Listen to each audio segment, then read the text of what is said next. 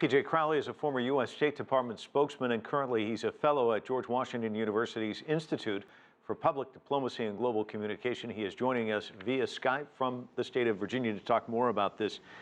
Richard Bestick just talking about this great divide. I suppose just having talks at this stage is a victory, given how long it's taken to get to this point.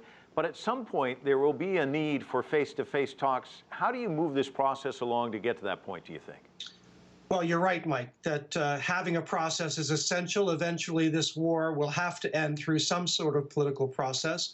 But this is very difficult, not only with the unwillingness of those who are in Geneva, but also those who are not in Geneva but have the chance to influence, facts on the ground that have a bearing in terms of the prospects of a political settlement.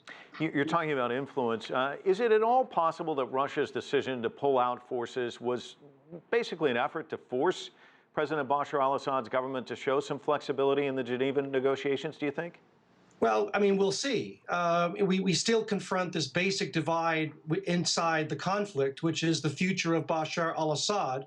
And so far, Russia has been far more willing to protect him. In fact, the purpose of its intervention was to prop him up and regain, lost territory. So now he is a factor in the negotiations. And as we've seen so far, the Assad government is unwilling to have a meaningful conversation with the opposition.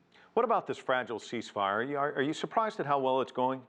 I am surprised at how durable it's been. But that said, obviously there are key players who are not part of the process or not part of the ceasefire. That includes the Islamic State. So we've seen skirmishing so far, but obviously absent political progress, one would assume that the conflict is going to resume. And PJ, you and I have talked about this in the past, the proxy war quality of this, so many different players on the field, so to speak. And now the Kurds are complicating things further with the declaration of a federal region in the north. It's obviously a non-starter with the government, with some of the rebel groups, and Turkey's not very happy about it. How does this complicate things? Well, in a way, it's perhaps just ahead of the process. I mean, Syria is broken. We have to face that fact. And so to put it back together again, you are probably going to have some sort of federal arrangement. But you've outlined, Mike, the lineup that the United States might be favorable. Even Russia might be favorable to some sort of federal system. But Turkey is opposed because it does not want to have a Kurdish state or a Kurdish statelet right on its border, and obviously this is not something that the Assad regime, will agree to. And John Kerry, the Secretary of State of the United States, heading to Moscow to meet with Vladimir Putin. What do you expect to come out of that?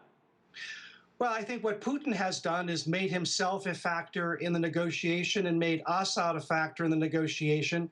And by timing the withdrawal, to the beginning, the resumption of these talks, he's put himself in a fairly strong position. He's not blamed for what's happening on the ground, but he's obviously going to be one of the key players going forward. And as we said at the start of the conversation, what kind of pressure will he put on the Assad regime to be more flexible in the negotiations?